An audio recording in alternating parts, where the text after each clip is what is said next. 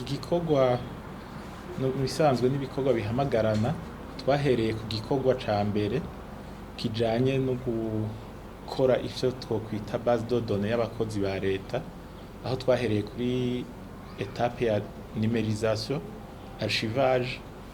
et scan de tous les dossiers des fonctionnaires actifs abakozi ba leta bose ayo madosiye rero twarayakoze turaheza ubu ayo madosiye ari muri logiciel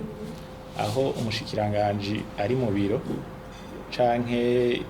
umwunganizi wiwe canke nyamabanga ntayegayezwa n'abandi ba directeur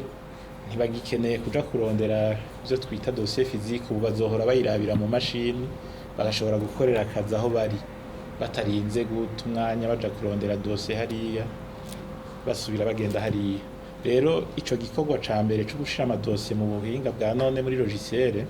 nico gice gisubira kigahamagarana n'iki ca interconnection kugira ngo ayo madosiye tuyashikane hariya mu gihugu hagati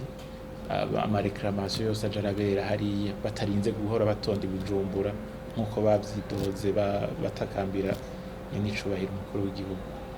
rero turiko turabikora kandi birashimishije.